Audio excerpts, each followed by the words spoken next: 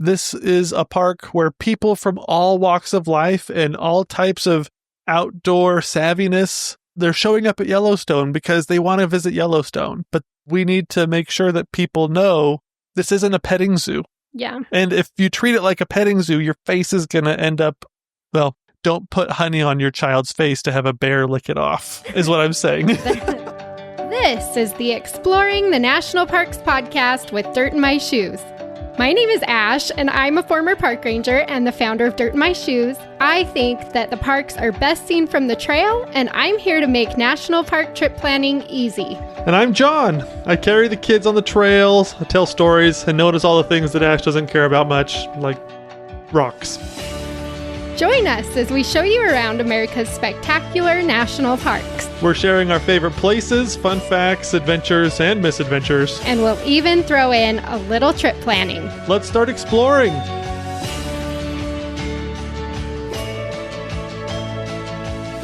Today's episode is all about Yellowstone. Which is the best park ever. We were supposed to go to Yellowstone this upcoming summer. However, I got offered free Savannah Bananas baseball tickets that same week. And so what a hard decision.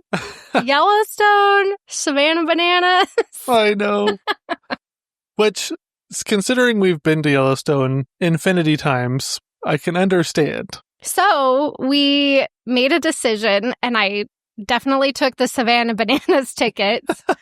But then I moved our Yellowstone trip, so we're still going. Which is great. The best of both of worlds. Everything. I know. I love it. I know, but I'm really excited to see the Savannah Bananas. I've been wanting to do that for a while. Our boys think that the clips on Instagram of the bananas playing are hilarious. I know. My sister used to live in Savannah, and she was like, that team was like a joke for a really long time. And now they're huge, and now it's like impossible to get tickets. And anyway, so I was like, heck yes, I'll go to the Savannah Bananas. If anyone has any tips for getting their attention so that Jackson Olsen will come dance by me during the game, that would be great. That would be great. I would really love that.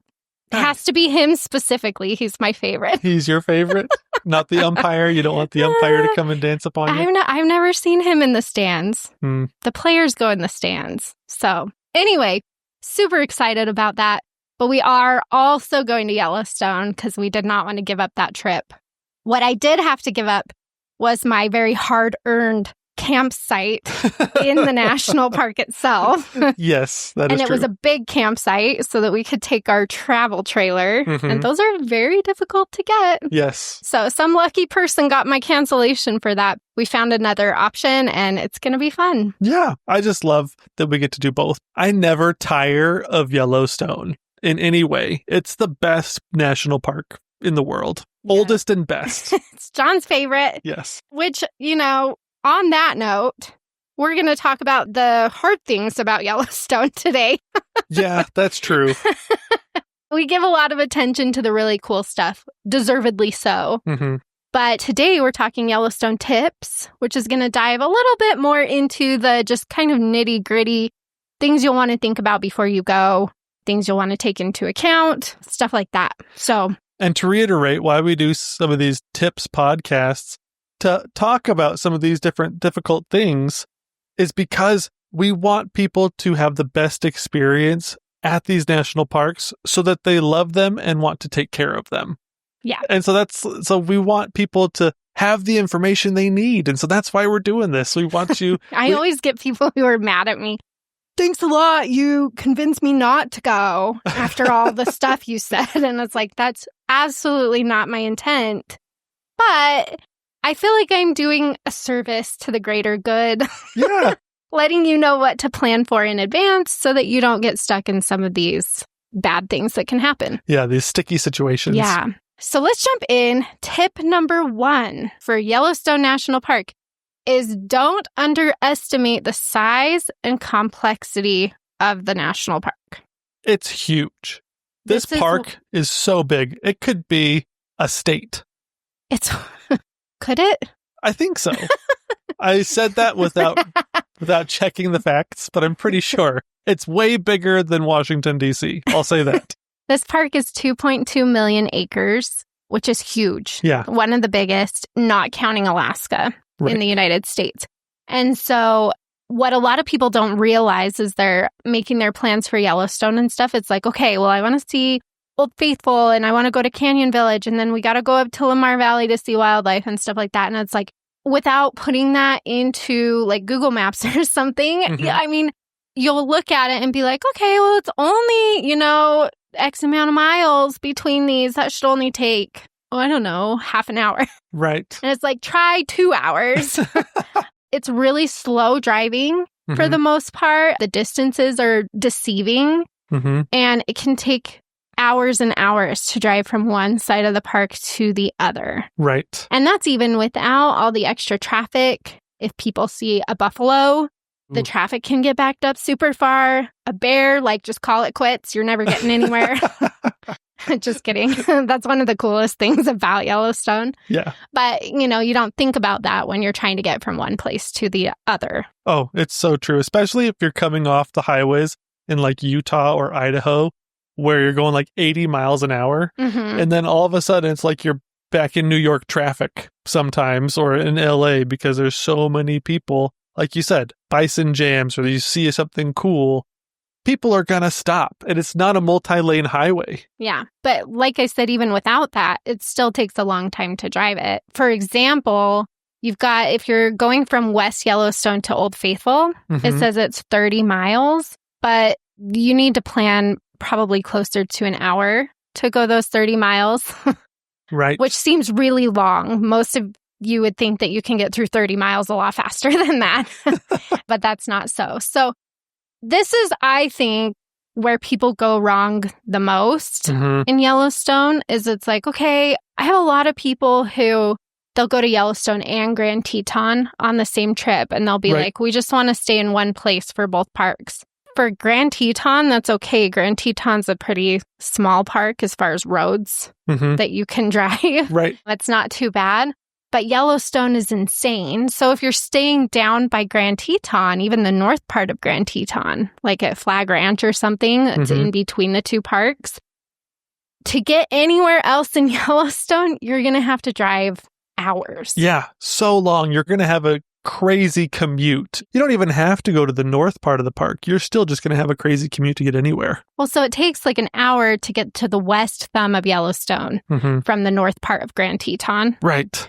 And everything in between, I mean, there's really not a whole lot to do. It's a beautiful drive, but there's nowhere to stop. And then when you get to West Thumb at the south part of Yellowstone, you still have to drive really, you still got to go over to Old Faithful or up to Canyon Village from there, which takes another half an hour to hour to get to those. And so this is just your friendly reminder to pay attention to those distances and know that basically for the amount of mileage that you need to cover between places, I would double that to get your amount of drive time. Exactly. So 30 miles, 60 minutes of driving.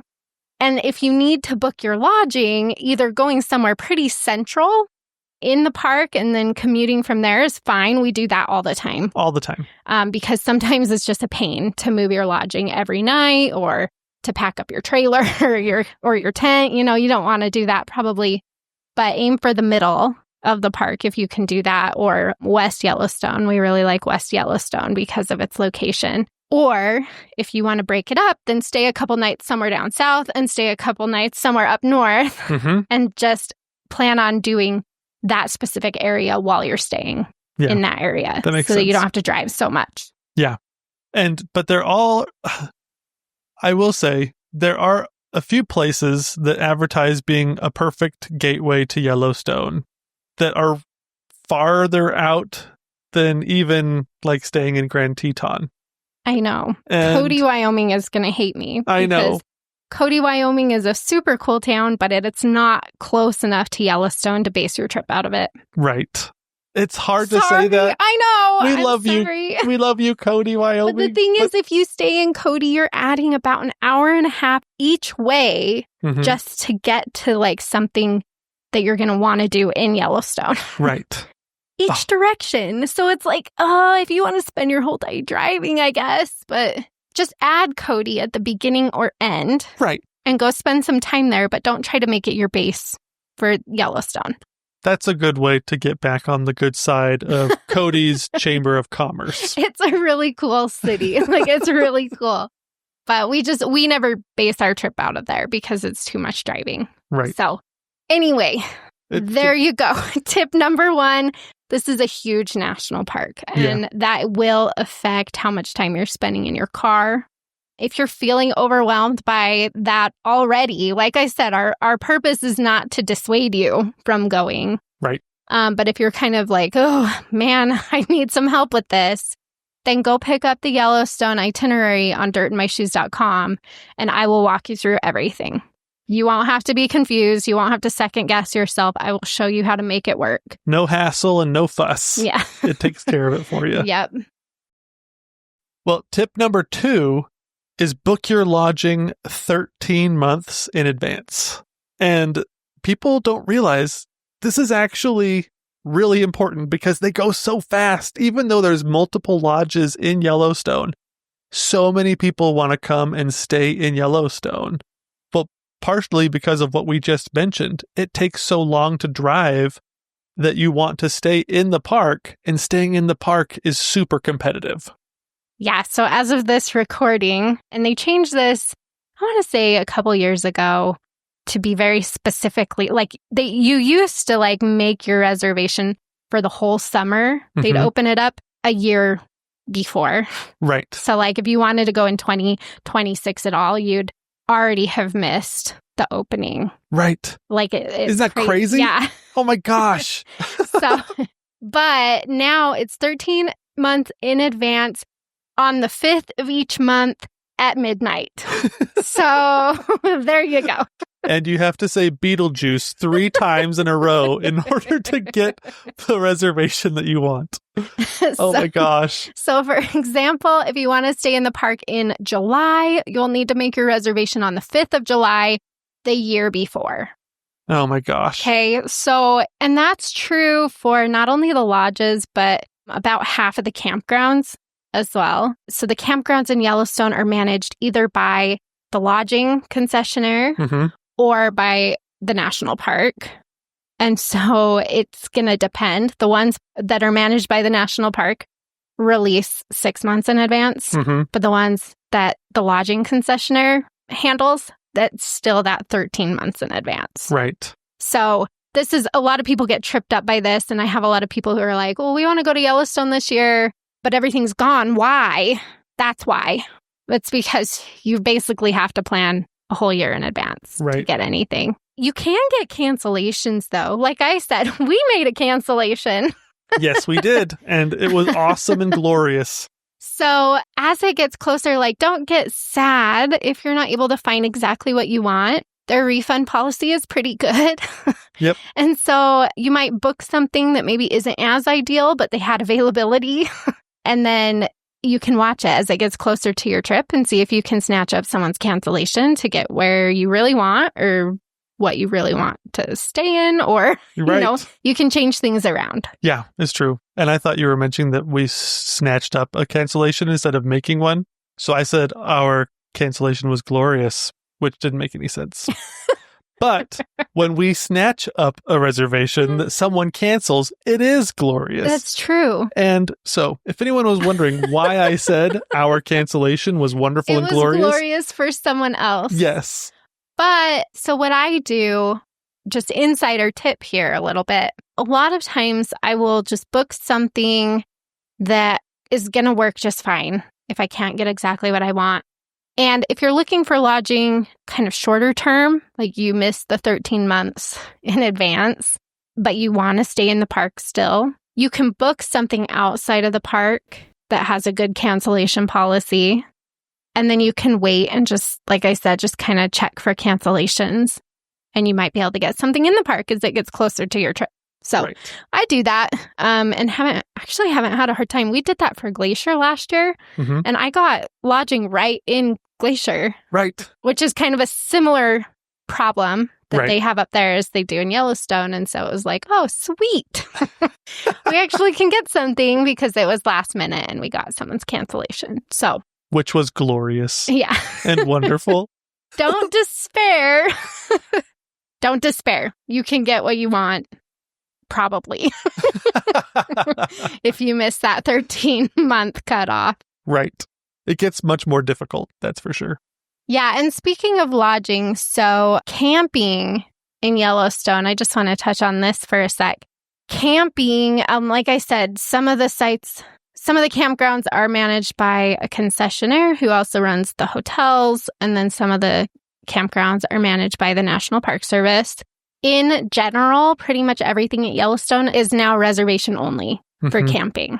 Right. There's very few opportunities for first come, first serve. They've kind of switched everything over. If it's a National Park Service campground, which you can find more about this on Dirt My Shoes. I have a whole post about camping in Yellowstone. But if it's a National Park Service campground, usually it will be 6 months in advance. But they're also starting to hold back some sites that are like 2 weeks in advance. Or, right. If it's more of a last minute thing. To give the illusion of a first come, first serve experience. Like you just threw this trip together, 2 weeks in advance. Last minute, yeah. I got this. Never mind, it's nearly impossible. Just kidding. Yes. You can maybe get something. We actually, because I had to cancel my in-park camping reservation and find something else kind of last minute because I want Savannah Bananas tickets. We're staying in West Yellowstone in a campground called Baker's Hole. I'll just put that out there. It's right outside of the park on that side. Great location. Yeah, and it's like a Forest Service campground, and so it's not super expensive or anything, and it had electricity hookups for our trailer. And anyway, perfect location. That's a good alternative if you're looking for something. I'll just throw that in there. Baker's Hole. Yeah. So, okay. Let's jump into tip number 3. Okay. And tip number 3 is to plan for crowding, but if you have a good plan, it shouldn't be an issue. Right. So this is what I tell people. If Yellowstone feels super crowded when you're there, you are doing it wrong. Yeah, that's true. There are so many ways to do Yellowstone right. And the wrong way to do it is to show up. Without a plan. Right, exactly. You can show up, but bring a plan. Yes. Because think about this, 2.2 million acres, right? Yeah. And Yellowstone actually is not even usually in like the top 5 busiest national parks anymore. Which is amazing. Yeah. For both directions, both for the parks that are more busy and for the fact that Yellowstone isn't busier. Yeah. And so it's not like yes, there are crowds, and yes, it's super busy in some areas. But if you know where to go at what time and you know how to plan your day so that you're not at the busiest places at the busiest times, there's plenty of room to spread out. Right. And the old saying that all you need to do is hike on a trail for a half mile to avoid the crowds is not any more true than in Yellowstone. Yeah, it's so true here. That's very applicable to Yellowstone. Yes. And so, there are ways to avoid the crowds that are very effective. And in anybody's defense who has been to Yellowstone and just found it too crowded to be fun, that was my whole experience in Yellowstone for like the first 10 years I went there. Right. I remember when we first met. Like I told you, my favorite national park was Yellowstone, and you were just like, meh. I know. I was like Debbie Downer from SNL. Womp womp. Sure, it's the best national park, but it's also the worst. And so it was just, I was so flabbergasted. I didn't even have a response. I was just like, it was like someone telling me they hate ice cream. I was like, how can you hate ice cream? I know. How can you not like Yellowstone? I did not like Yellowstone. And so if people do have that experience, and I think they have it pretty frequently. Yeah. And it's because, I don't know, I think, sometimes people don't make a plan, but also sometimes people that just have never been there don't know what they don't know. Well, and the thing, too, about Yellowstone is world famous. And so it brings in people that have never stepped foot in a national park ever in their life before. Right. And that's what's so cool about it, honestly, is it's like for many people, it's their intro to the national parks. Right. And so, yeah, you don't know what you don't know if you've never been to a national park and you don't know, just kind of how to structure your day so that you're not following the masses to each stop. Exactly.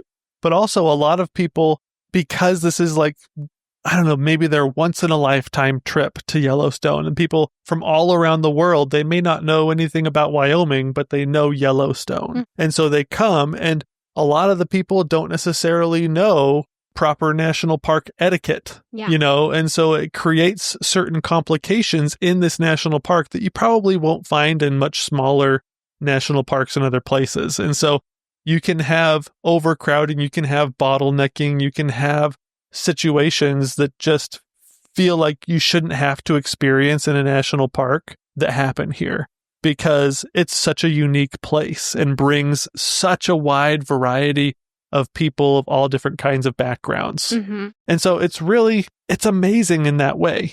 It's the melting pot of the national park system. Yeah.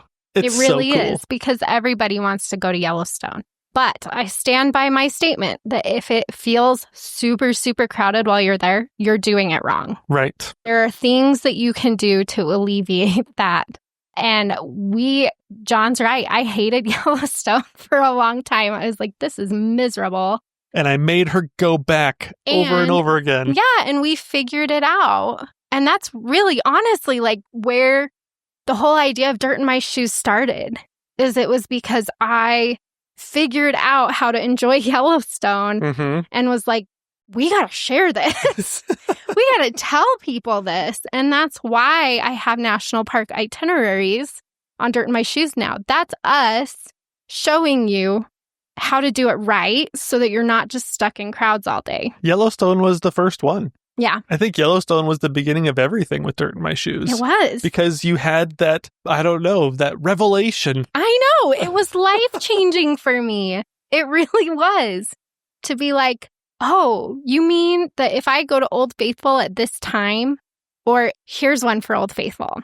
It doesn't really matter what time you go.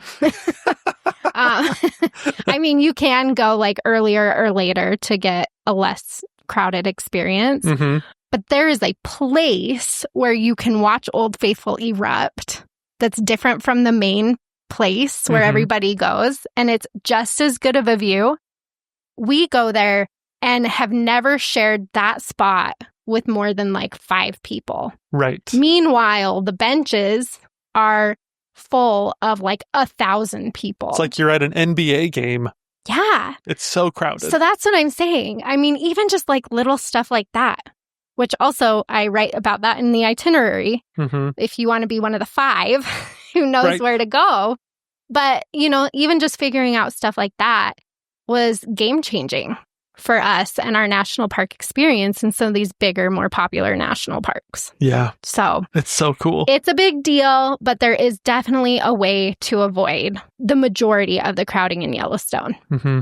Can we take one moment to celebrate something? Sure. I think, especially with how busy Yellowstone is, how it's always basically been in the top 10 my entire life, how many people come here. The National Park Service has not instituted a reservation system. I think that is amazing.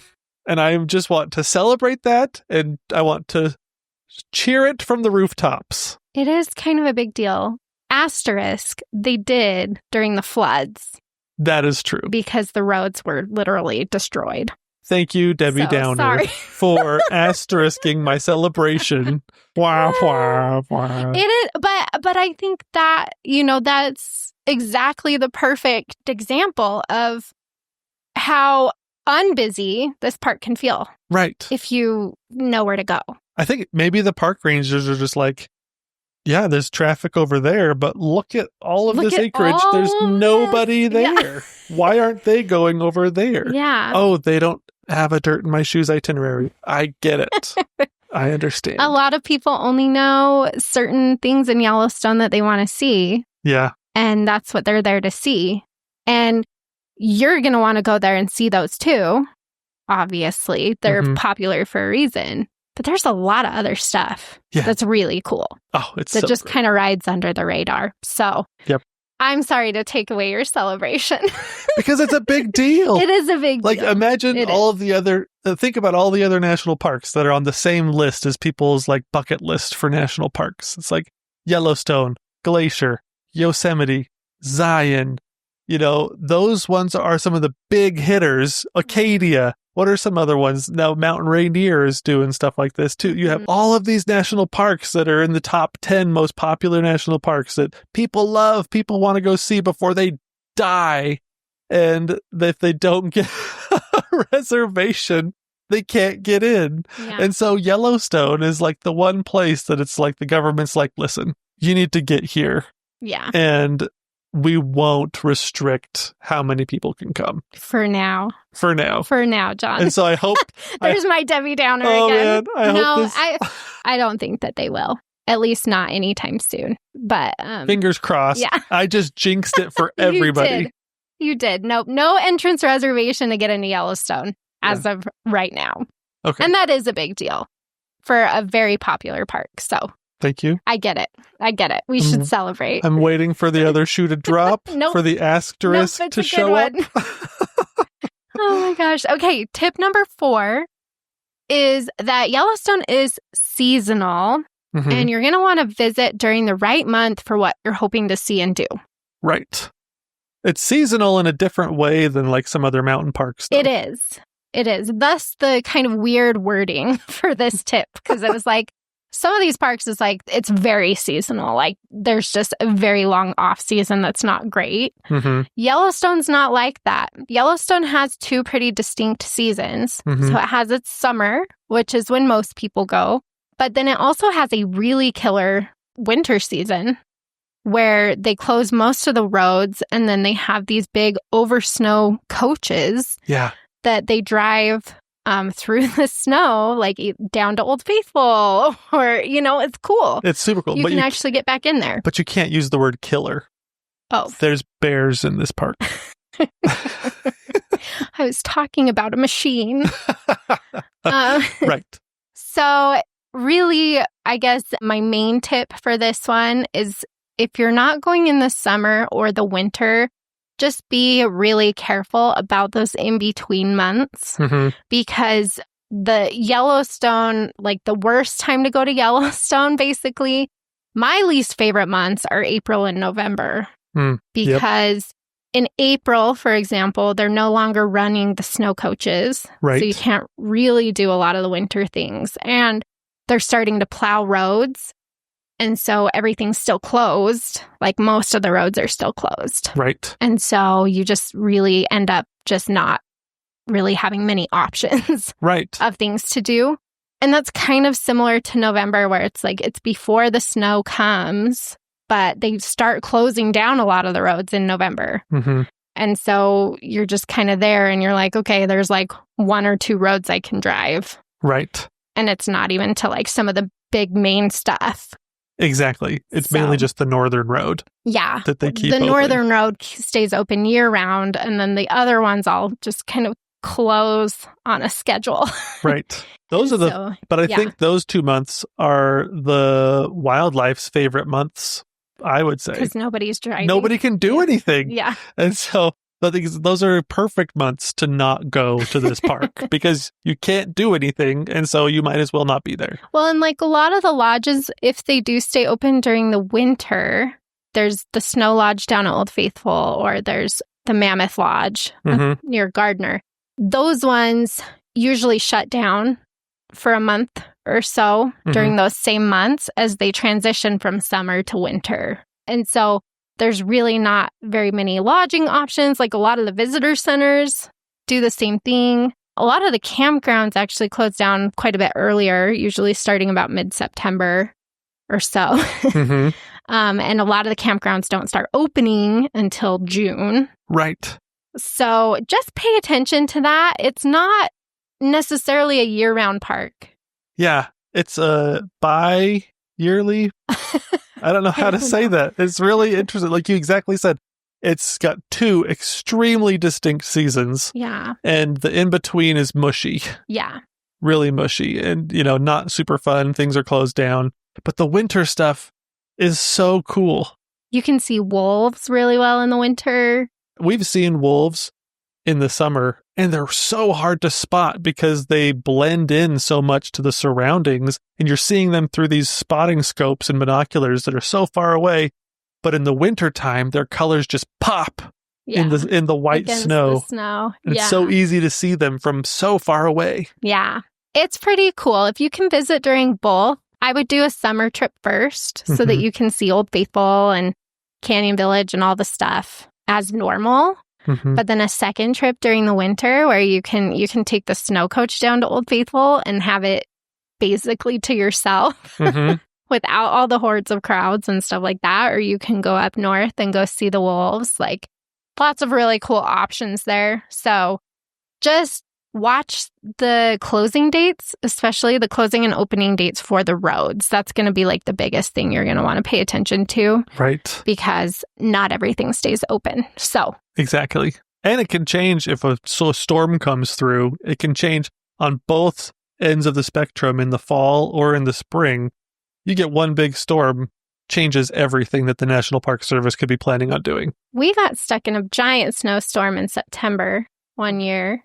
Oh, that one was nuts. Yeah. Pulling the trailer. Roads closed down for a few days, if it's before the actual hard date that they're closing that road. Snow is not unheard of in, like I said, September and on, or June or before. Yeah. Yep. So you definitely do have some weather to contend with, but it's not as seasonal, like you said, as a lot of the big mountain parks. You can still see quite a bit, but just make sure you're kind of paying attention to those road dates, especially. Okay, tip number 5, and this is so important. Remember that the wildlife is wild. I recently watched, it was a John Candy movie. I think it was The Great Outdoors. I think that's the name of the movie. And in that movie, he takes his family camping, and they go to this lodge in the backcountry somewhere. It wasn't really the backcountry, but there was a town. It was this outdoor recreation town. And they go there, and the guy, first thing he asks after he checks in at the hotel is he asks the hotel manager, "So what's the bear dump situation?" Yeah. Oh my gosh. And so then they have this whole scene. He's like, "Oh, we've got a great bear dump." And so they drive to this place where everybody just dumps their garbage and there's bears everywhere. And he's like, "This is cool, but it's not good enough," because he wanted his kids to have this amazing experience with the bears. So he puts a couple of Snickers bars or something on his car, and thinking that the bears are going to be, just so cute, like Yogi Bear coming and getting a nice Snickers bar, and then off they prance after they're done. And they come and they just chill on his car, and they freak everybody out, and they're wild creatures, and it's scary.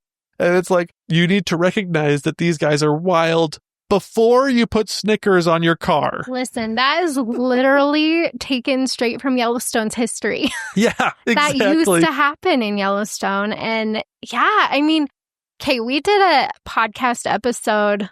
I thought it was last year, but it was actually the year before. How time flies. Oh my gosh. But it's episode 31, and it's called Stupid National Park Behavior. And we tried not to pick on Yellowstone too much in that episode, but it seems like almost every story of people having issues with wildlife and getting injured by wildlife, I'd have to say more than half of them probably are in Yellowstone. Right. Exactly. So this is your friendly reminder that all of the animals you see are wild. Yeah. And you need to give them space. So for most animals like elk, bison, stuff like that, it's 25 yards. For bears and wolves, it's 100. Right. So you need to be giving the wildlife their space. No buffalo selfies, please. That's how everybody, it was after we did that episode, we released it, and literally a week later, somebody got injured by a buffalo, trying to take a selfie with it. And then after that, some guy tried to punch a buffalo. he was intoxicated. So, oh my gosh. But he got arrested because he tried to pick a fight with a buffalo. Like, there's a lot of really weird stuff that happens with animals. You might remember someone took the bison calf because it looked cold and put it in their van. Right. And drove it to the ranger station, and it had to be euthanized because the herd wouldn't take it back. Exactly. All sorts of stories coming out of Yellowstone. Oh, but I think a big part of this is because this is a park where people from all walks of life and all types of outdoor savviness, they're showing up at Yellowstone because they want to visit Yellowstone. But we need to make sure that people know this isn't a petting zoo. Yeah. And if you treat it like a petting zoo, your face is going to end up, well, don't put honey on your child's face to have a bear lick it off, is what I'm saying. Their hands. They used to put food, in their kids' hands to have the bear lick like the jam off the hands. Exactly. I mean, that's not, luckily that doesn't happen very often as much anymore. So we really want people to understand even the herbivores can be dangerous here. Yeah. Especially like if you're coming in the autumn months, like during the rut for the elk or some of the other animals, they can be very aggressive. Mm-hmm. And so sometimes this 25 yards isn't even enough, I would say. And so just bring a good camera with a good zoom lens, get great pictures, but stay safe. Stay far away from the creatures because they're not friendly. Don't be a statistic. Don't be a statistic. I guarantee this summer we'll see several stories coming out of Yellowstone about people who just didn't respect the wildlife. So, that's our PSA yes. for this is please pay attention to the distance that you're giving them and remember the wildlife is wild. Right. So those are our 5 tips. What we've found is that the Dirt in My Shoes audience and the community that we have here is also a wealth of knowledge and tips. And Yellowstone, as being such a huge national park, I'm sure that, especially if you're planning a trip to Yellowstone, people would be able to benefit greatly from the Dirt in My Shoes community's collective knowledge. So, Ash. Okay, so we want you to head over to the Dirt in My Shoes Facebook or Instagram page. We will have a post there that invites you to share your own tips if you've been to this park. If you haven't been to the park, go find it and go read through it because I'm sure there will be a lot of great stuff on there. Right. We could only share 5 today. Otherwise, we would keep you for a very long time. We've got a lot of tips. If you want additional tips or if you want our help actually planning out how to spend your days while you're in Yellowstone, helping you avoid those crowds, all of that stuff, then go check out the Dirt in My Shoes Yellowstone itinerary at dirtinmyshoes.com. That will help a lot too. That has a whole bunch of extra tips in there that we couldn't cover today. So many. And so go leave your tips on that post for everybody else to read through, and then we can all benefit from everybody's experience. Absolutely. And if you're enjoying the podcast, please give our podcast a 5-star review. Leave some of your thoughts. It really does help people decide what podcasts they want to listen to by looking to see what other people say about it. So we'd really appreciate your input. And if you get a chance, go get some Yellowstone dirt in your shoes.